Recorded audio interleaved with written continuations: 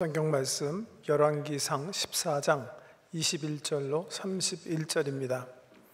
열왕기상 14장 21절 말씀부터 봉독해 드리겠습니다. 열왕기상 14장 21절 말씀, 구약성경 540페이지입니다. 540쪽 열왕기상 14장 21절. 솔로몬의 아들 르호보암은 유다 왕이 되었으니 르호보암이 왕 위에 오를 때에 나이가 41세라. 여호와께서 자기 이름을 두시려고 이스라엘 모든 집합 가운데에서 택하신 성읍 예루살렘에서 17년 동안 다스리니라. 그의 어머니의 이름은 나아마요 암몬 사람이더라. 유다가 여호와 보시기에 악을 행하되 그의 조상들이 행한 모든 일보다 뛰어나게 하여 그 범한 죄로 여호와를 노엽게 하였으니 이는 그들도 산 위에와 모든 푸른 나무 아래에 산당과 우상과 아세라상을 세웠습니다. 그 땅에 또 남색하는 자가 있었고 여호와께서 이스라엘 자손 앞에서 쫓아내신 국민의 모든 가증한 일을 무리가 본받아 행하였더라. 르호보암 왕 제5년에 애굽의 왕 시삭이 올라와서 예루살렘을 치고 여호와의 성전의 보물과 왕궁의 보물을 모두 빼앗고 또 솔로몬이 만든 금방패를 다 빼앗은지라. 르호보암 왕이 그 대신 노스로 방패를 만들어 왕궁 문을 지키는 시위대 대장의 손에 맡기매 왕이 여호와의 성전에 들어갈 때마다 시위하는 자가 그 방패를 들고 갔다가 시위소로 도로 가져갔더라. 르호보암의 남은 사적과 그의 행한 모든 일은 유다 왕 역대 지략에 기록되지 아니하였느냐.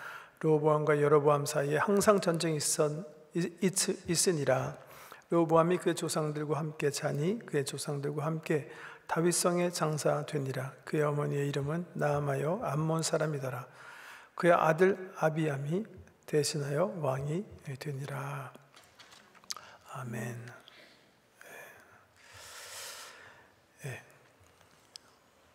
이스라엘이 남북으로 갈라진 이후에 남왕국 첫 번째 왕인 르호보암의 정치 기간 동안의 기사를 열왕기상 기자가 적은 건데요. 딱 19절에 이 르호보암의 이야기를 적고 있습니다. 한번 살펴보기 원하는데요. 23절 보시면 어떤 그 영적인 모습을 그리면서 이는 그들도 산 위에서와 모든 푸른 나무 아래에 산당과 우상과 아세라 상을 세웠습니다. 그 땅에 남색하는 자가 있었고 여호와께서 이스라엘 자손 앞에서 쫓아내신 국민의 모든 가증한 일을 무리가 본받아 행하였더라.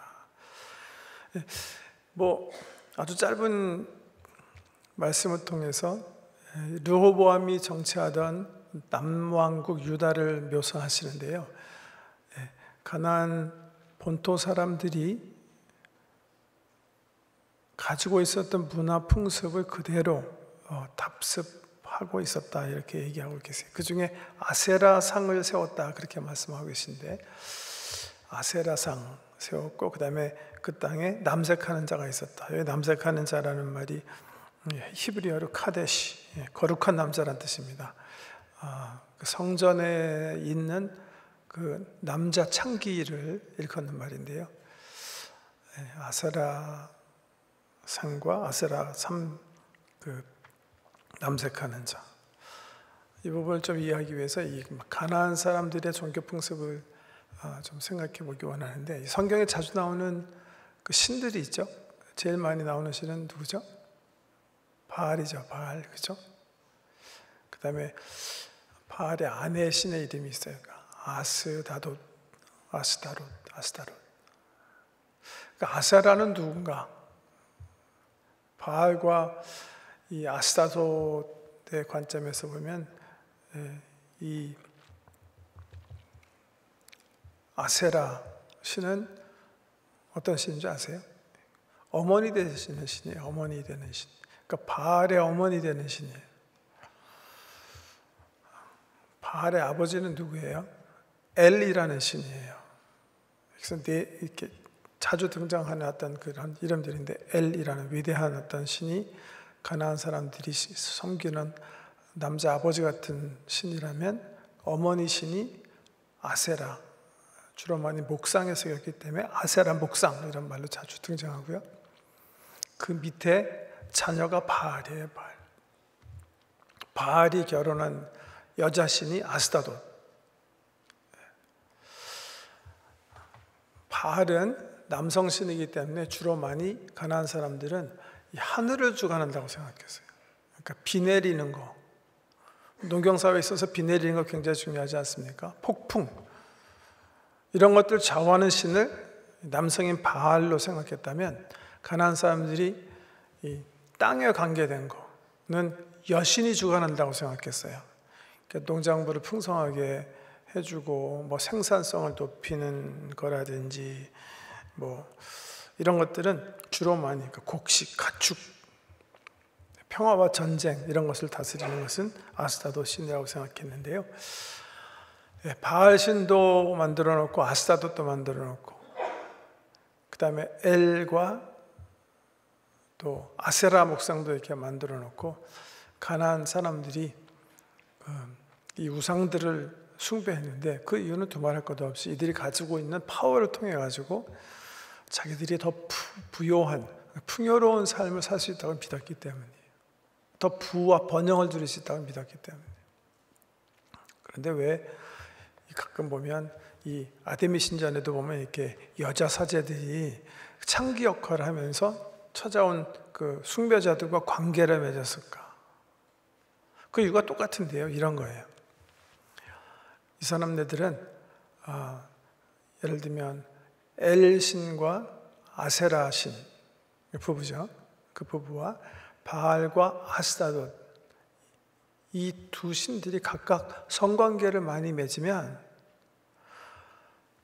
자기네가 복받는다고 생각했어요. 비도 적절히 내리고 또 땅도 그 좋은 그 생산물들을 이렇게 내고 그런데 그 신들이 성적 관계를 할 수 있도록 자극하기 위해서 자기들이 신전에서 성관계를 하게 된 거예요. 그래서 신전에 보면 여신 있는 데는 주로 이제 남창들이 뭐 신전 사제라는 명목의 사람들이 제사 지내러 온 사람들과 성관계를 갖고 뭐 이제 여신 뭐 아세라 신전이 만약에 세워졌다 하면 거기 이제 주로 남창들이 있어가지고 여자 사람들이 여신도들이 와서 제사 지내러 올 때 또 관계를 맺게 해서 신들의 성적 그 본심을 자극하는 성행위를 사람들이 함으로써 신들이 성행위를 하고 그 성행위를 통해서 사람들에게 더 많이 복을 내려준다는 그게 이 바알, 이 가나안 우상 숭배의 어떤 기본적인 구조입니다. 물론 이 가나안만 그런 게 아니라 이 그 에베소의 그 아데미 신정도 똑같은 그런 의미의 여자 그 사제, 다른 말로 얘기하면 사실은 신전 창녀들이죠. 그런 장녀들 엄청나게 많이 신전에 두고 방문객들로 하여금 돈을 내고 성관계를 맺게 해서 신들이 더 성적인 흥분을 가지고 관계를 맺어서 더 큰 복을 내려주게 했다. 뭐 지금 정말 제정신 있는 사람으로 생각하면 이거 말도 안 되는 그런 엉터리 그 시스템인데요. 이게 가나안 어떤 우상 어떤 신들의 어떤 구조다 이렇게 볼 수가 있어요. 이런 것들에 대해서 하나님은 뭐라고 그러셨는가 이게 중요한데요. 이스라엘 백성들에게 이런 신들과 우상에 대해서 하나님이 엄격하게 금하세요. 그 말씀이 출애굽기 34장에 나오니까 한번 찾아보겠습니다. 출애굽기 34장 출애굽기 34장 12절 말씀 보세요.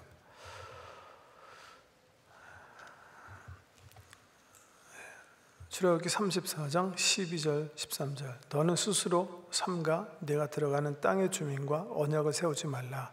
그것이 너에게 올무가 될까 하노라. 너희는 도리어 그들의 제단을 헐고 그들의 주상을 깨뜨리고 그들의 아세라상을 어떻게 해라? 찍을지어다. 그들의 주상은 엘신이라고 볼 수가 있어요. 엘신. 다 깨뜨려 버리고 아세라상을 찍어버려라. 목상이기 때문에. 아주 엄격하게 명령하시는, 너는 다른 신에게 절하지 말라. 여호와는 질투라. 이름하는 질투의 하나님임이라. 이게 하나님의 엄한 명령이에요. 가나안 땅을 하나님 백성에게 선물로 주시면서 너는 절대로 그 땅의 사람들이 섬기는 신들과는 관계를 맺지 말라. 엄격하게 명확하세요. 그런데 여기 르호보암은 어떻게 하죠? 깨뜨리고 찍는 것 대신에 어떻게 더 세우는 거예요. 이미 애비인 솔로몬이 이방 여인들과 결혼하면서 주상과 아세라상을 세우기 시작했고 그들을 위한 신당을 세우기 시작했어요. 이쯤에서 중단되어야 되는데 그 아들이 등극해서 더 세웠다는 얘기예요. 여기 있는 말씀 그대로 13절에 이는 그들도 산 위에와 모든 푸른 나무 아래에 산당과 우상과 아세라상을 세웠습니다. 그리고 그 신전을 더 원활하게 하기 위해서 남색하는 자들을 거기에 두었다는 그런 말입니다. 이게 우리 관점에서 보면 이거 너무 유치한 그런 종교 제도가 아닌가 그렇게 생각하고 우리랑 상관없는 얘기라고 생각하실 수가 있겠는데요. 사실 이렇게 생각하셔야 돼요. 이 사람들은 우리보다 글쎄 한 3,000년 전의 사람들이니까 이렇게 아세라 목상도 세우고 그 나무 목상 통해서 뭔가 이렇게 복을 받을 수 있다고 생각하고 바알상 세워놓고 이거한테 절하면 뭔가 복을 받을 거라고 생각했다면 현대에는요.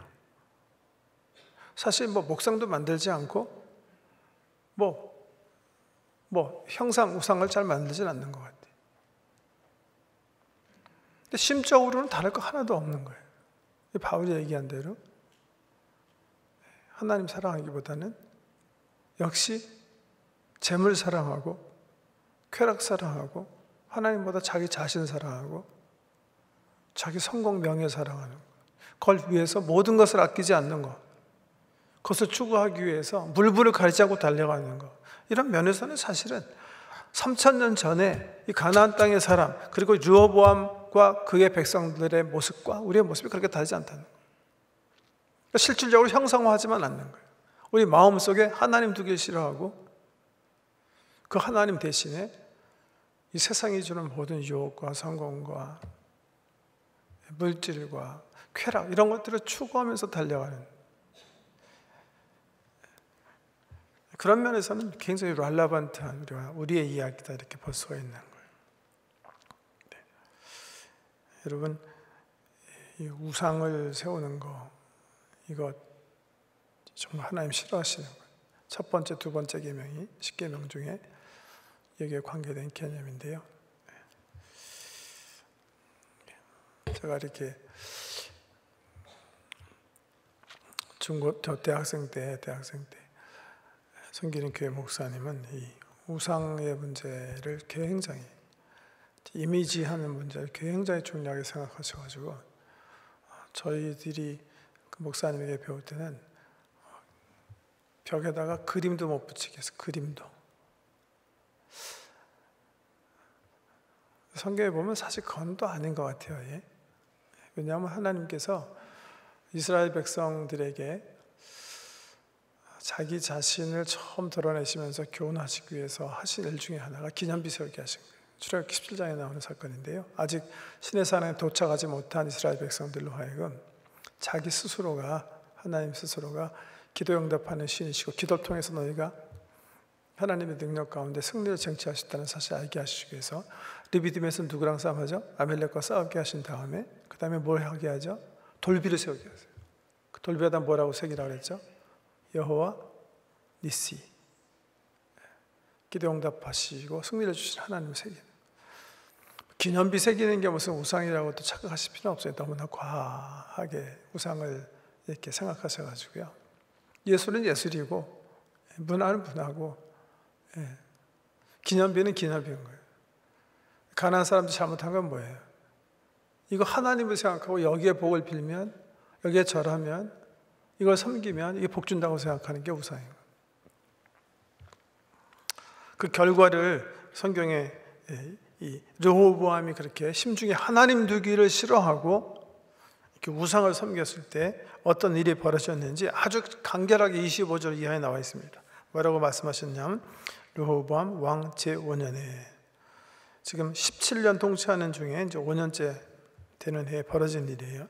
애굽의 왕 시삭이 올라와서 예루살렘을 치고 여호와의 성전의 보물과 왕궁의 보물을 모두 빼앗고 또 솔로몬이 만든 금방패를 다 빼앗은지라. 르호보암 왕이 그 대신 노스로 방패를 만들어 왕궁 문을 지키는 시위대 대장의 손에 맡기매 왕이 여호와의 성전에 들어갈 때마다 시위하는 자가 그 방패를 들고 갔다가 시위소로 도로 가져갔더라. 열왕기상의 가장 중요한 신학은 이 왕들이요, 모세가 신명기를 통해서 이스라엘 백성에게 유언같이 말한 말씀을 제대로 지켜서 그 말씀을 순종하는 사람들이 받은 복을 받아 누릴 것인가? 아니면 모세가 말씀하신 것처럼 하나님과 하나님 말씀을 버려서 저주를 섬 속에서 살게 될 것인가? 모든 왕을 그 신명기 신학으로 이렇게 판단하면서 적어나간 글이라 이렇게 보시면 돼요. 모세는 신명기 다 기억 못 하시더라도 28장, 29장 기억하시죠? 저주와 복을 네 앞에 놓는다. 하나님 말씀 순종하면 네가 들어가도 복을 받고 나아가도 복을 받고 눕던 일어나던 들이던 네가 가지고 있는 떡반죽 그리건 네 가축이건 네 소산들이건 네가 하나님을 자심중에 두고 그의 말씀을 청종하면 너에게 복이 임할 것이다. 그렇지 않을 경우에는 반드시 저주가 임하게 된다. 그게 하나님 백성들이 하나님과 관계 속에서 경험하는 삶의 원리다. 그게 신명기 가르침이거든요. 근데 르호보암은 어떻게 한 거예요? 하나님과 하나님을 버렸다는 거예요. 그렇기 때문에 제 5년 차 될 때에 5년이라는 의미는 벌써 하나님께서 좀 오래 참으셨다는 얘기예요. 사실은요. 참으시고 권면하시고 말씀하시고 하셨는데 순종하지 못하니까 결국 징계의 매로 르호보암과 그의 나라를 치신다는 그 결과 무슨 일이 일어났어요? 애굽의 왕 시삭이 올라와서 예루살렘을 치게 됐고 여호와 성전의 모든 보물과 왕궁의 보물들을 다 뺏어갔어요. 솔로몬이 만든 금방패 다 뺏겼어요. 뭘 의미하는 거예요? 남왕국 이스라엘의 경제적인 하락, 정치적인 위상이 땅에 떨어지는, 아비 솔로몬 왕 때 누렸던 그런 모든 영광이 순식간에 사라져버리는 그런 모습이 여기 기록이 되어 있는 거예요. 르호보암이 이제 아비 솔로몬이 만든 금방패를 빼앗긴 것을 보고 노수로 방패를 만들어서 왕궁 문을 지키는 시위대 대장의 손에 맡김에 왕이 여호와의 성전에 들어갈 때마다 시위하는 자가 그 방패를 들고 갔다가 시위소로 도로 가져갔더라. 어떻게 보면 이 왕이 아직도 여호와 신앙을 잊어버린 건 아닌 것 같아요. 여호와의 성전에 들어가서 예배하러 가는 걸 보니까 어떻게 보면 어정쩡한 양다리 걸치기 하는 그런 이 왕의 모습인데요.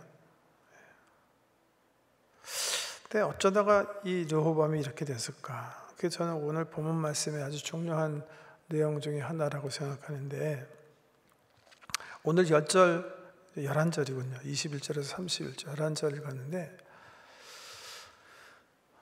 제가 우연히 주일 예배 설교하면서 지난 한 달 안에 한 2번 거쳐서 비슷한 말씀을 드렸는데요. 성경 이렇게 읽으시면서 똑같은 단어가 여러 번 반복되네, 아니면 똑같은 구절이 똑같이 반복되어 있네, 그러면 뭔가 좀 생각해 봐야 된다 그랬죠. 근데 오늘 성경 말씀 보시면 단어가 아니라 구절이 똑같이 반복된 게 있어요. 그게 뭐죠? 맨 첫 절에 나오고 맨 뒷절에 나오는데 보세요. 21절 읽어드릴게요. 솔로몬의 아들 르호보암은 유다 왕이 되었으니 르호보암이 왕위에 오를 때 나이가 41세라. 여호와께서 자기 이름을 두시려고 이스라엘 모든 지파 가운데 택하신 성읍 예루살렘에서 17년 동안 다스리니라. 그의 어머니의 이름은 나아마요 암몬 사람이더라. 맨 마지막 보세요. 31절. 뭐가 반복되나 보세요. 르호보암이 그의 조상들과 함께 자니 그의 조상들과 함께 다윗성에 장사되니라. 그의 어머니의 이름은 나아마요 암몬 사람이더라. 그의 아들 아비암이 대신하여 왕이 되니라. 짧은 11절 안에 두 번 똑같이 반복되는 한 센텐스가 있죠. 그게 뭐죠? 그의 어머니의 이름은 나아마요 암몬 사람이더라. 하나님의 역사를 적으면서 열왕기상 기자가 적어요. 기본적으로 르호보암은 악한 왕이에요. 왜냐하면 여기 22절에 적은 대로 유다가 여호와 보시기에 악을 행하되 그의 조상들이 행한 모든 일보다 뛰어나게 하여 그 범한 죄로 여호와를 노엽게 하였으니. 그러니까 역사가 얘기하면서 르호보암과 르호보암 시대에 유다 백성들이 지은 죄는 그 조상들 죄보다 훨씬 뛰어났다 이렇게 평가하고 그것 때문에 여호와께서 대단히 노하셨다 이렇게 얘기하세요. 그런 역사를 적으면서 두 번 반복해서 열왕기상 기자가 적는 그 구절이 바로 이거예요. 그의 어머니는 나아마요 암몬 사람이더라. 어떻게 보면 이 말씀은 왜 르호보암 시대에 르호보암이 여호와의 신앙을 잊어버리고 흐리멍텅해가지고 우상을 섬기게 된다 이유를 설명해 주는 그런 말씀이다 이렇게 볼 수가 있는 거예요. 이 말씀은 이미 우리가 솔로몬을 읽으면서 이미 예언되어진 그런 일이다 이렇게 볼 수가 있어요. 이스라엘에 이방신을 가지고 들어온 사람들이 누구였어요? 솔로몬의 아내들이었어요. 솔로몬의 아내. 아마 열왕기상 기자는 24장의 두 번 반복을 통해서 이 르호보암이 이렇게 된 이유를 솔로몬이 데리고 온 이방 여자 암몬 사람에서 결국 이 암몬 사람의 영향으로 아세라상, 주상, 신상, 남자 창기들 이런 것들을 그냥 하나님 성전 신앙과 함께 이렇게 어영부영 가지고 들어오게 하는 어리석음을 르호보암이 범했다 이렇게 말씀하고 있는 거예요. 역대하 12장 한번 보세요. 역대하 12장에 보면 역시 이 르호보암 왕에 대해서 아주 짧게 기록하고 있는데요. 13장, 14장만, 아니 12장, 역대하 12장 13절과 14절만 읽어드리겠습니다. 역대하 13장 14절. 르호보암 왕은 예루살렘에서 스스로 세력을 굳게 하여 다스리니라. 르호보암이 왕위에 오를 때에 나이가 41세라. 예루살렘 곧 여호와께서 이스라엘의 모든 지파 중에서 택하여 그의 이름을 두신 성에서 17년 동안 다스리니라. 르호보암의 어머니의 이름은 나아마요 암몬 여인이더라. 르호보암이 악을 행하였으니 이는 그가 여호와를 구하는 마음을 굳게 하지 아니함이었더라. 이렇게. 여호와를 구하는 마음이 있었어요. 하나님 섬기는 마음이 있었어요. 근데 어떻게 졌다는 말이죠? 후지부지 해이해진 그런 마음, 양다리 걸치는 그런 마음. 근데 그게 어디서부터 약이 됐을까? 그거를 역대하 기자도 마찬가지고 열왕기상 기자도 마찬가지고 그 어미 암몬 사람에게서 찾고 있는 거예요. 암몬 여자의 문제가 뭐예요? 하나님, 창조주 하나님, 우리의 주인 되신 하나님을 참 하나님을 섬기기보다는 세상의 번영, 부요, 재물 이런 것들에 꽉 잡힌 상태의 삶을 사는 우상 섬기는 그런 여자였다. 어머니의 영향 대단하죠. 우리가 요새 디모데후서 읽고 있는데 바울은 디모데의 신앙의 어떤 열매를 누구로 추적하죠? 외조모 로이스와 어미 되는 유니게의 거짓이 없는 믿음이다. 이렇게. 내가 내 외조모 로이스와 내 어머니 유니게 속에 거짓이 없는 믿음이 있는 것을 보았는데 내 속에도 있는 것을 내가 확신한다. 신앙의 유산인데요. 성경에 보면 어머니 때문에 하나님의 사람으로 신앙생활을 하게 된 이야기가 아주 자주 나옵니다. 모세의 대표적인 얘기죠. 생명은 무릅쓰고 하나님의 역사에 자기 아들이 동참할 수 있음을 믿고 바로 왕의 명령을 어기고 아이를 품고 갈대아 상자를 만들고 딸 미리암의 삶을 정말 이게 위협에 몰아내면서도 지키게 하고 결국은 보모자리로 들어가서 아들을 말씀으로 키워내서 어떻게든지 하나님 사용하시는 일꾼으로 키워내는 끈질긴 한 신앙의 여인의 이야기. 그 덕에 모세라는 인물이 출생하는데요. 그 외에도 우리 기독교 역사 가운데 주님께서 이렇게 사용하시는 일꾼들의 그 뒤에 보면 어머니 얘기들이 아주 자주 등장합니다. 4세기 성 어거스틴도 마찬가지죠. 어머님들이 뭐죠? 모니카 여사죠. 성 어거스틴은 정말 이렇게 머리가 비상하고 뛰어난 재주의 사람인데 성적으로 많이 타락한 사람이에요. 그래서 어머님 소망대로 살지 못하고 기도대로 살지 못하고 어머니 판단받기 싫으니까 로마로 도망가요. 어머니가 이 어거스틴이 로마로 도망한 걸 알고 다시 로마, 이제 알렉산드리아 살던 사람들인데요. 그러니까 아프리카 북부 알렉산드리아 도시에 살다가 아들이 로마로 도망을 가니까 그 아들을 올바르게 세우기 위해서 어머니가 로마로 가죠. 로마로 오자마자 아들은 또 다시 도망가요. 얼른 밀라노로 도망가요. 밀라노에서 어머님 기도의 열매가 맺혀지는 거예요. 거기 암브로스 주교를 만나서 자기의 죄를 깨닫고 복음을 깨닫고 회개하고 세례를 받게 되죠. 나중에 아우거스틴이 그 참회라고 쓰면서 자기가 자기 된 것은 다 어머니 기도 때문이다. 실적으로 어머니가 아들이 너무 방탕한 생활을 하고 자기 소망과 기도대로 되지 않기 때문에 섬기는 교회 목사에게 찾아가서 물어요. 어떻게 했으면 좋겠습니까? 그때 목사님이 대답하는 게 유명한 말이 있어요. 당신의 아들은 당신이 기도한 대로 반드시 될 것입니다. 어머님의 기도, 어머님의 그 신앙생활 참 중요하죠. 감리교 운동 시작한 존 웨슬레, 찬송가 작가 찰스 웨슬레도 마찬가지죠.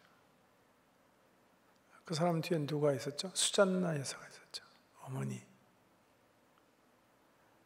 아브라함 링컨도 늘 그렇게 고백했대죠. 내가 낳아야 된 건 모든 것은 다 어머니에게 기인된다.